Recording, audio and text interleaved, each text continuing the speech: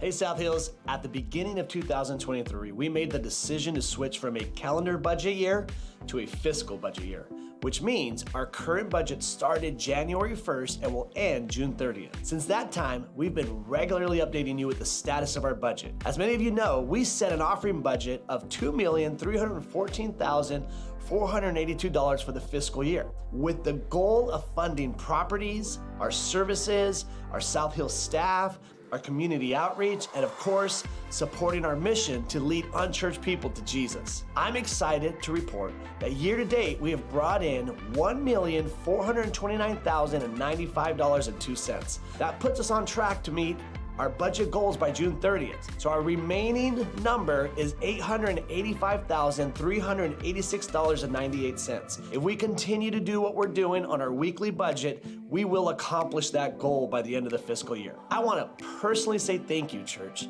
It's been incredible to see many of you take this first step of tithing and others step further into generosity through above and beyond. I love hearing the stories of how God is moving in your lives and working in your hearts, and you are trusting Him more and more every day, because God is after our hearts. He wants us to release our fear and fully trust Him so we can experience the freedom He has for us. If you have any questions about our finances, please don't hesitate to reach out to me or our finance team. We value your feedback and input as we work together to manage resources effectively and responsibly. Thank you again for your continued support and partnership in the work of South Hills Church.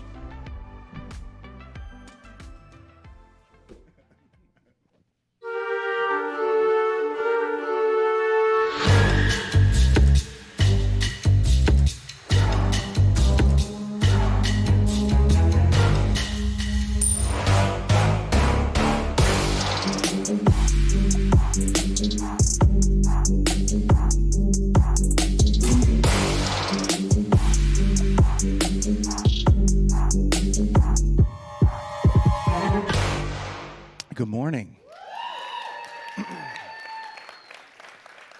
Good to see you guys.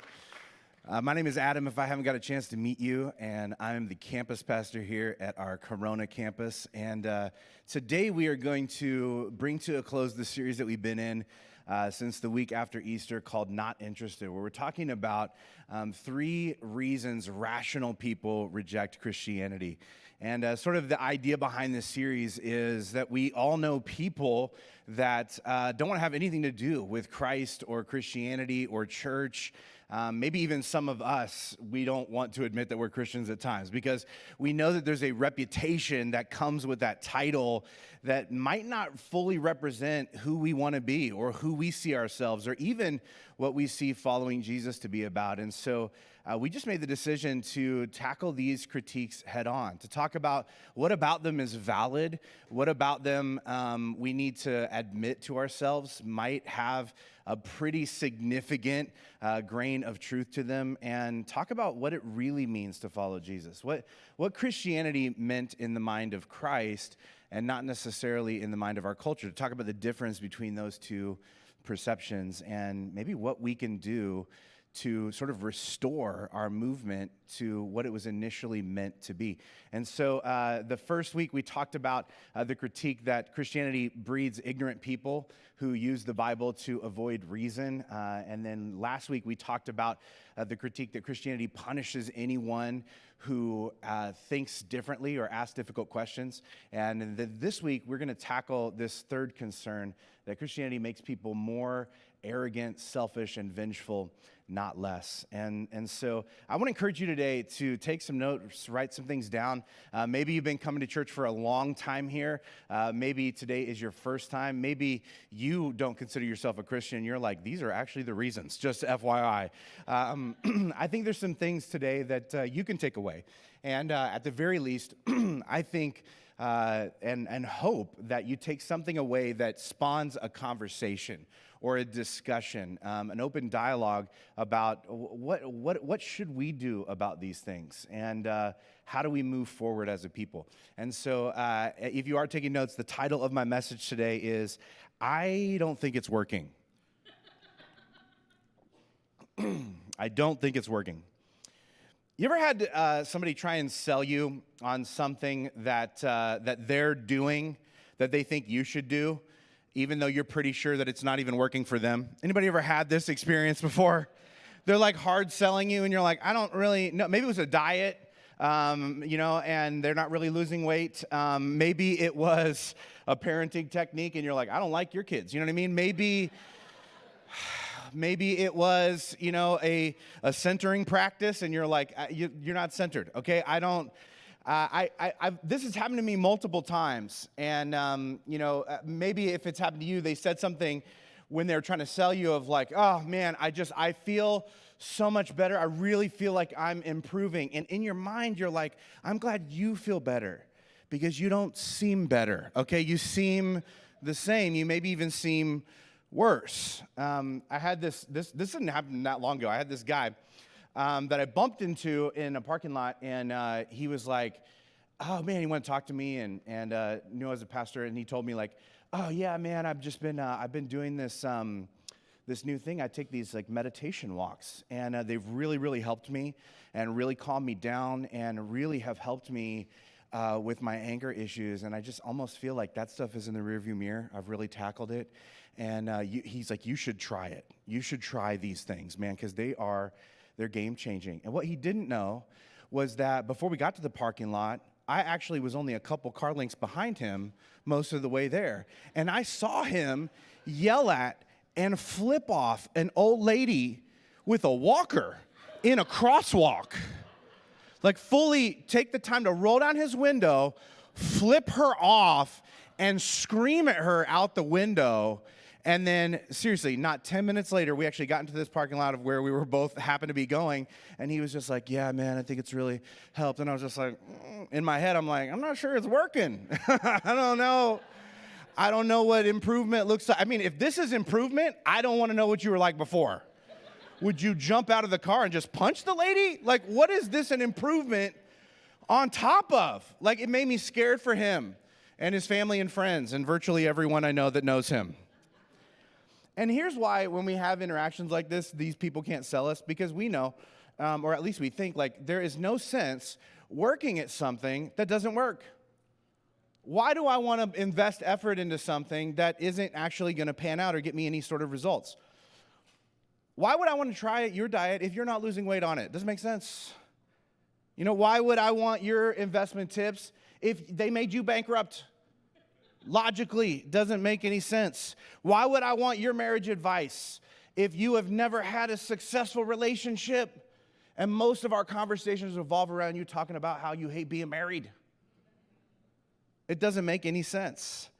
And here's what's interesting. This seems logical to us, but Jesus basically said the same sort of thing. I don't know if you caught this, but it was in the tail end of the story that we read last week. There's this sense that Jesus says, because he's using a methodology to sort of connect with people who aren't Christ followers, and it's being heavily critiqued by other people. And he says this phrase, Matthew chapter 11, verse 19, is in the story last week. He says, wisdom is shown to be right by its results. In other words, it's not a good idea, a good habit, or a good relationship unless it's producing something good. This is sort of the logic that Jesus holds up to people about the thing that he's doing that people think he shouldn't be doing. And also, he's holding it up at the thing that other people are doing that he's like, I'm not sure if it's working. And he's encouraging people to look at what is being produced by the actions and the beliefs and the behaviors that they choose. And I think the catch, to this idea or concept is that it's much easier to see what others are producing than what we're producing. Because we're with ourselves all the time. And so sometimes, it can be fuzzy to sort of evaluate ourselves accurately. And this is a big critique that outsiders have of Christianity. They're not sure it's producing anything good.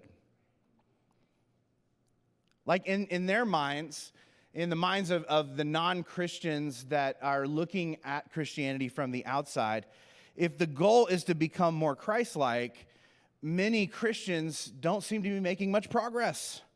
In fact, some of them seem to be getting even worse.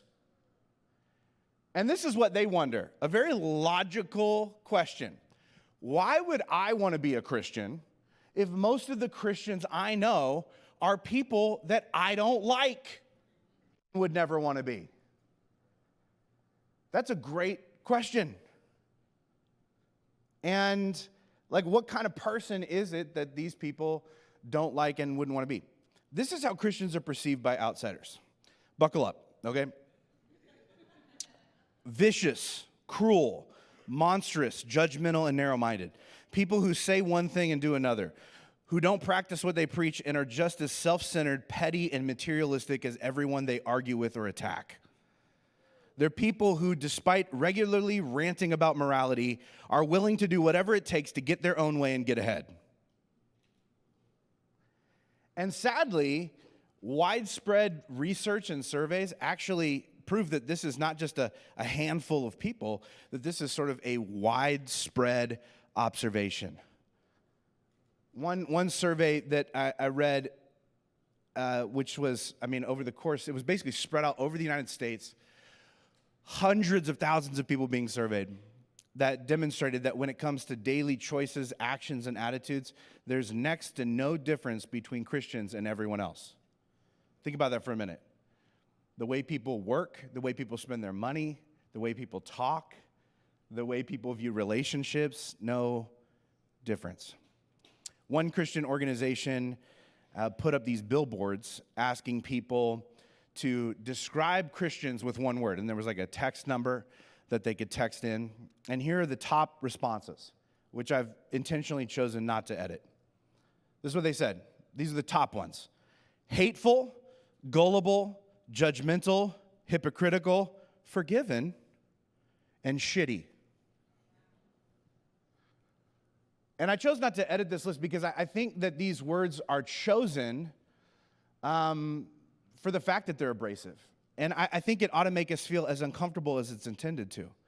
What I think is bizarre about this, a Christian inserted the forgiven one. A handful of Christians are forgiven, right? In the midst of all of these other negative words. And it almost, as you read these in succession, it almost reads like believing that you're forgiven sort of gives you permission to be as horrible as you want to be to other human beings. Is that the case? Is that how it works? And where is this all coming from? I think the public perception of Christians is a product of personal experiences with Christians. It's people who've known other people who profess to be Christians and then lived in a way that they didn't want to have anything to do with. Like a coworker who read their Bible every day in the break room and then regularly stabbed other people in the back whenever it benefited them. Or a neighbor who invited everyone to church in their whole neighborhood and posted political signs in their yard telling all those same neighbors that they're idiots. Or a father who dressed up nice and drug his whole family to church with him on Sundays and then demeaned his wife and beat his children during the week. In other words, I think where a lot of these perceptions come from are personal experiences where what the Christians around these people claimed to believe had little to no impact on the way they behaved. A psychologist would call this cognitive dissonance, okay? Cognitive dissonance, which is a glaring inconsistency between someone's stated beliefs and observable actions. Jesus just called it hypocrisy, okay? And in fact, here's something that he said about the religious people of his day. Matthew chapter 23, verse 3 says this: "Practice and obey what they tell you, but don't follow their example. They don't practice what they teach. They crush people with unbearable religious demands and never lift a finger to ease the burden. Everything they do is for show." So here's what I want to point out to you that I think is so fascinating. Jesus had the same critiques of religious people then that most outsiders have of Christians now. That they tell others to do things that they don't even do. That they seem more concerned with controlling other people than actually caring about them. And the crazy part is that Jesus is saying is that there are shrapnels of truth in their speech, but a complete lack of love in their attitudes and actions. So learn from them, but don't live like them. And I think part of the reason that Jesus calls people out on this is to make them aware that they're even doing it. Because in his mind, he's not sure they know how they're coming off. And the New Testament authors actually echo this critique that Jesus lands and encourages people to actually self-reflect. Listen to this. This is Romans chapter 12, verse 3. It's a letter that the Apostle Paul wrote to an early church. He says, "Don't think you're better than you really are. Be honest in your evaluation of yourself." In other words, do the work to become more self-aware. Because the belief, I think, that the early New Testament, early church pastors had, that I think Jesus had as well, was like, listen, most people don't want to be horrible. It's that they don't know they're being horrible. Like, this is giving them the benefit of the doubt. In fact, this is not just other people. You don't always know when you're being horrible. And you are horrible sometimes. That's why someone nudged you just now. So maybe, invite someone to tell you when you're being horrible. But here's the problem that we experience in Christianity. There's a lot of people out there trying to tell people the truth without an invitation. We want to tell people that we don't even know who we think they are. All the while avoiding anything that might reveal anything unpleasant about who we are. And that reeks of hypocrisy. James, the brother of Jesus, one of the early Christian church pastors, said this, chapter 1 of his book, verse 23, "If you hear the truth about yourself and don't act on it, it's like glancing at your face in a mirror. You see yourself, walk away, and forget what you look like." In other words, what James is saying here is you do need to be more self-aware. But being aware of an issue isn't the same as addressing it. You need to do both. You need to do both. And we all know people that don't seem to understand this. And they're probably some of the people that you feel most annoyed by. You ever had somebody who's just like, oh man, you know what? I just had this realization of, people just help me, and they just help me realize that apparently I can be really harsh and dismissive to other people. And man, it was really eye-opening just sort of realizing that about myself. And you're like, wow. Yeah, it's really changed a lot for me. And you're like, oh my gosh, well, what are you doing, to address that? And they're like, oh, nothing. I just tell people to expect me to be horrible, because of my Enneagram number and all, so it's okay. And you're like, I'm not sure that that's actually how it works. Wow. Yeah, now that I'm aware, everything's better. And it's like, no. Now you just know about you what we all knew about you the whole time. You still got to do something about it. The fact that you know you're a jerk doesn't change the fact that you are still a jerk. Just so you know how that works. And here's what the New Testament authors are continually trying to wake us up to. Faith is action-oriented. It moves beyond knowing what's right to doing what's right. And this is the call of the New Testament church who's following Jesus. But we don't want to admit this to ourselves, that we need to move beyond just having a certain set of beliefs to actually exercising a certain set of behaviors that reflect Christ. And because we don't want to admit this to ourselves, you know what we do instead? We blame shift. My lack of spiritual growth isn't my fault. It's my pastor's. Okay? I think I need to find a different church, one that has more spirit-led worship. 3 songs isn't enough. I need about 17, somewhere in that range. And, someone who preaches verse by verse, someone who stands on the truth of Scripture alone without mixing in all of this, real life examples and psychology and history and logic. That is getting in the way. Okay, this place is too enjoyable and relatable and understandable to be deep. I mean, if I don't get yelled at and walk away feeling like crap, I'm not even sure I went to church. I'll be real with you guys.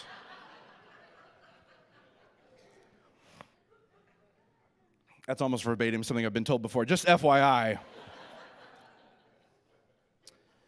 But here's the reality. If you're not growing, it may not be due to something you don't know, but something you won't do.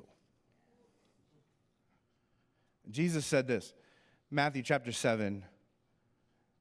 He says, a good tree produces good fruit, and a bad tree produces bad fruit. And just as you can identify a tree by its fruit, so you can identify people by their actions. Which begs the question, what actions? Like, what does a good person look like in the mind of Jesus? What good fruit does he think that we ought to be producing as his followers in our lives? The Apostle Paul summarizes it this way in one of his letters to the church, Galatians chapter 5, verse 22. He says, the Holy Spirit produces this kind of fruit in our lives: love, joy, peace, patience, kindness, goodness, faithfulness, gentleness, and self-control.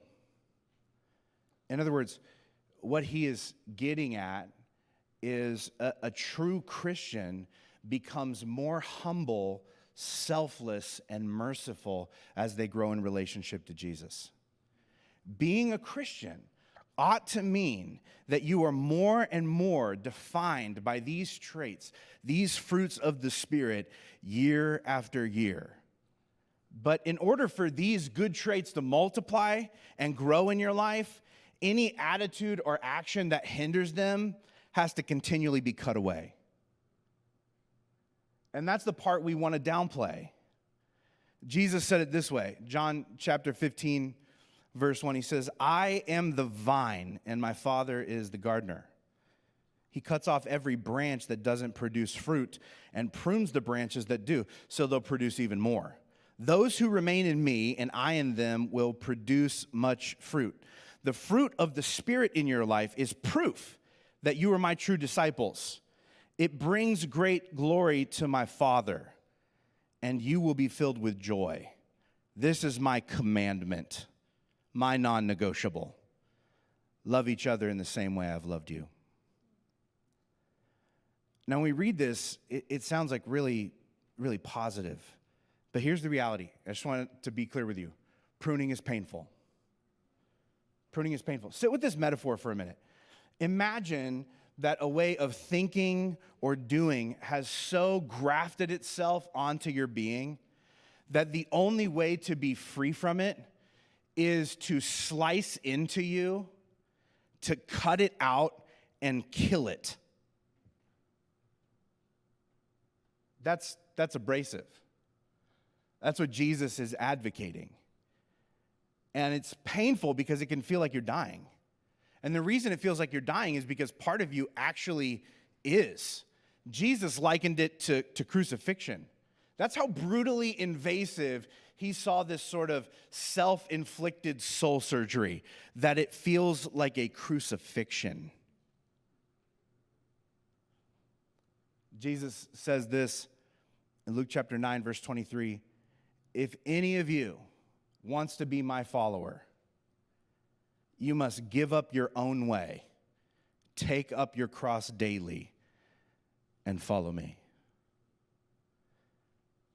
These words are enormously heavy, and they ought to feel that way. And in case this has never occurred to you before, I want to just give you a straightforward, like sort of practical translation of what Jesus is really trying to say with this metaphor. He's saying the cross isn't just something Jesus did for us, it's also something we do with him. Like Jesus didn't just die so that we don't have to, he died to teach us how to. A commitment to live for Christ is a decision to die to self daily. That is the path to spiritual growth. Which means if you never crucify anything about yourself, you will never grow. You'll be loved, You may be forgiven. You may get to sneak into heaven, but you won't grow. You won't actually look like what a follower of Christ was intended to be. And how do we do this? Like, again, Jesus makes it really clear in the same sentence. He says that in order to actually allow yourself to be pruned, to actually crucify the parts of yourself that need to go, you're going to have to give up your own way. And the reason he used those words is because this is actually what he means. He means this quite literally. It looks like, wanting to lash out at someone and put them in their place, but instead choosing to respond by calmly listening to them and communicating with kindness.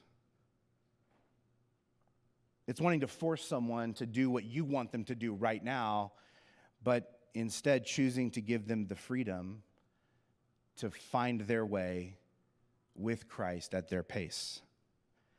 It's wanting to numb your anxiety or insecurity by shopping or, 17 glasses of wine, but instead choosing to actually be vulnerable with someone else who will come alongside you, support you, and point you to Christ.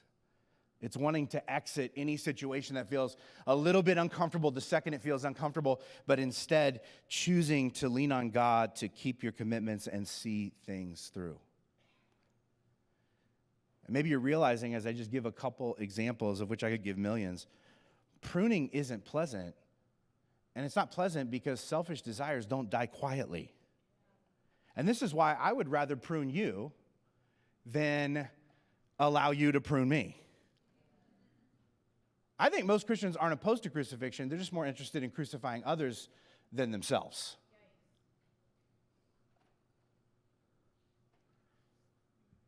We would love to nail somebody else to the cross because we know what their issues are and what they need to give up to Christ. And we would love to talk and post about that. What are my issues? Oh, we don't need to talk about that. I'm forgiven. Yeah, and according to a billboard, there's another word that somebody would use to describe you.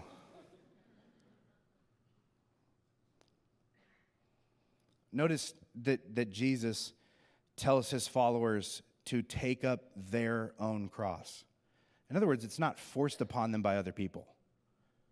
And that's actually what makes taking up your cross so powerful. It's your decision.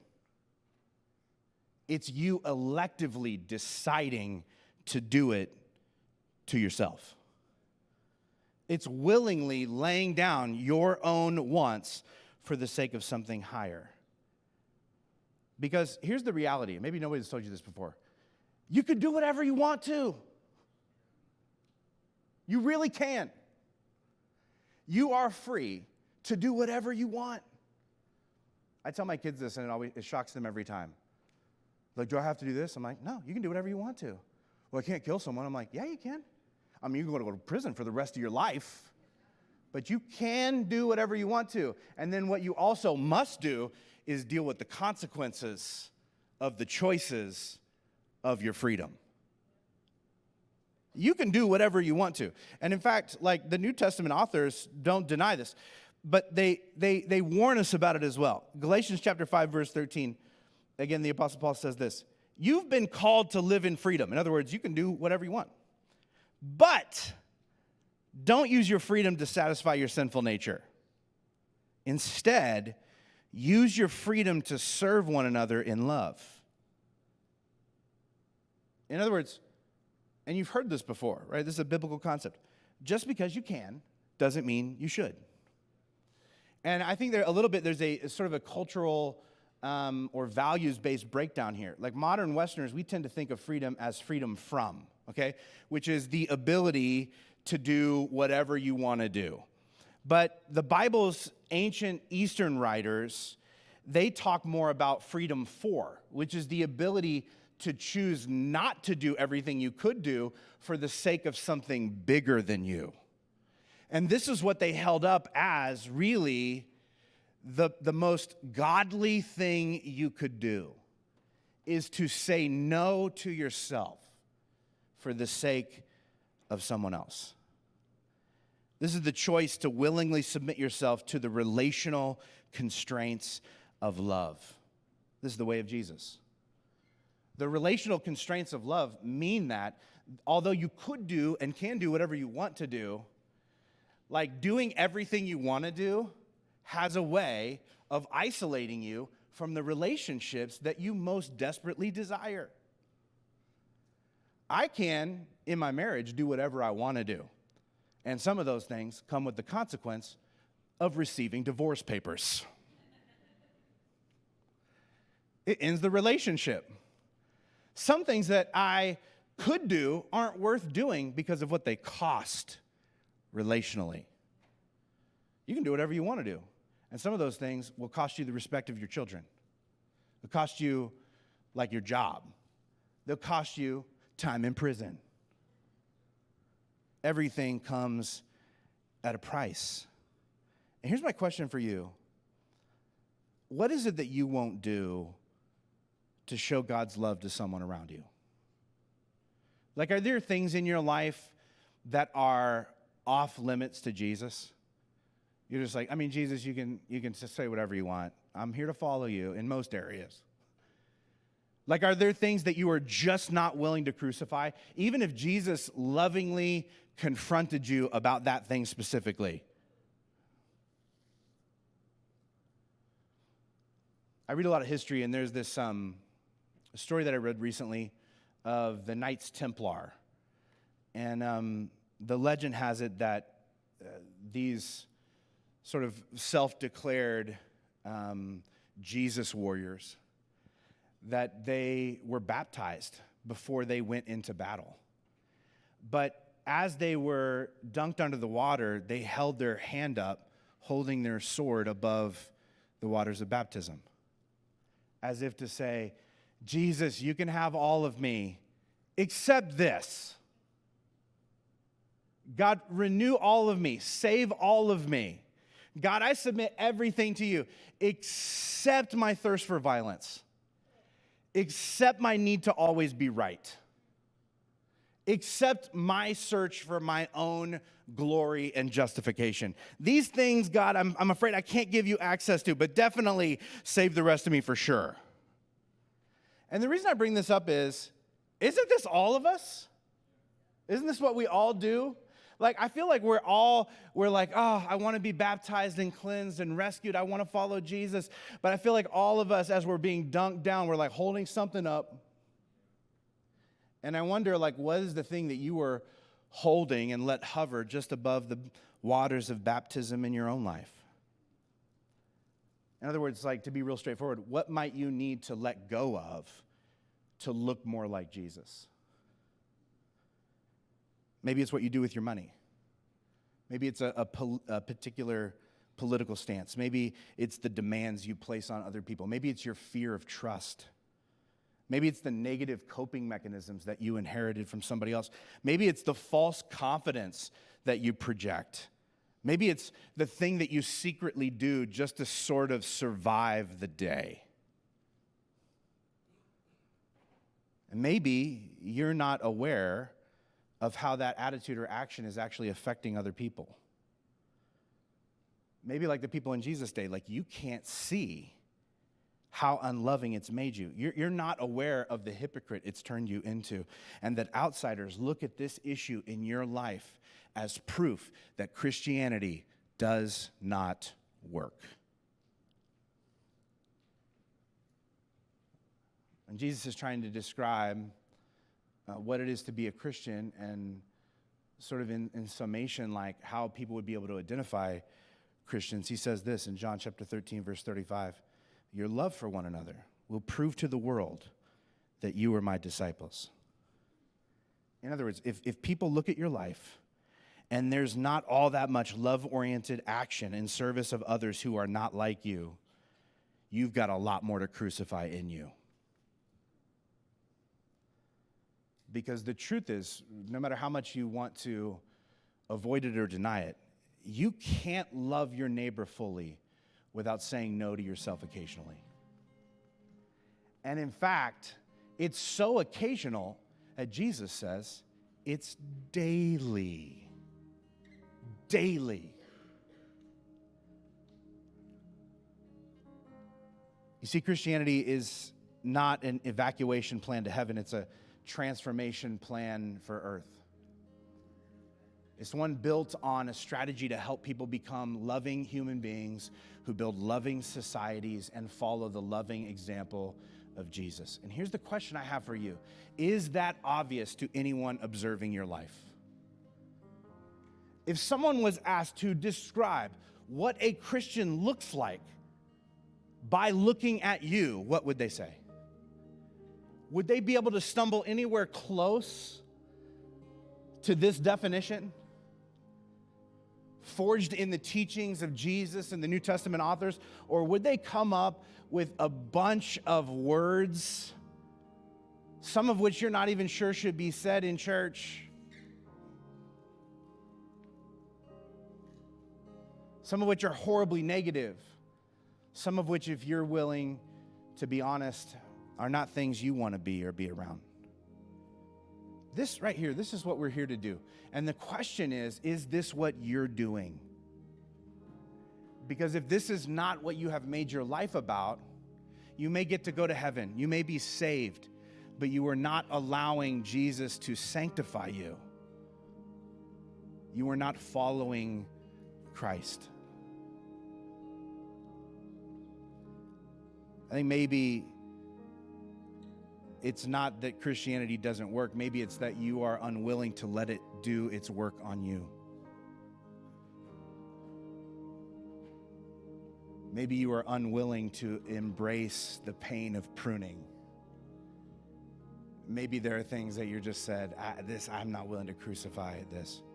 And Jesus is inviting you not just to be accepted and forgiven by him, but to actually follow his way, the way of the cross, that doesn't seek to crucify other people, but that willingly looks in the mirror at themselves and willingly crucifies any part of themselves that doesn't look like him. This is what I want to invite you into, because the more of us who take this seriously, the more likely it is that Christianity becomes the vision Jesus originally had for it. Would you bow your heads across this room? I just want to pray this into your life today. God, today I pray for every person who has had a horrible experience with Christians who have proven with their lives to become more arrogant, vengeful, violent, and hateful due to their association with Christianity. And God, I pray that you would open our eyes to the fact that that is not the movement that you are leading. Those are not the traits that you are growing inside of us.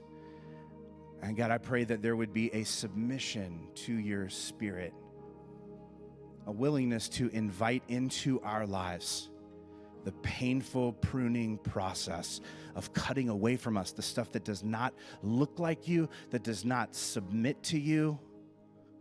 And God, that we would put ourselves on a path to follow you completely, that there would be nothing that we hold above the waters of baptism, but that we would give you an all-access pass to every attitude, every mindset, every opinion, every action, every behavior in our lives.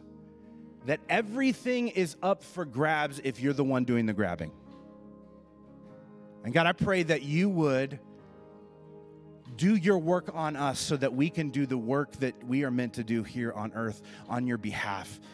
God, may our individual choices to submit to you in very painful and personal ways begin to shift the public perception of who you are and what your movement is about.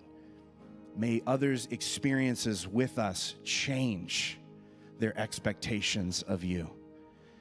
And may it shift their receptiveness to you in their lives. It's in Jesus' name we pray. Amen. Amen.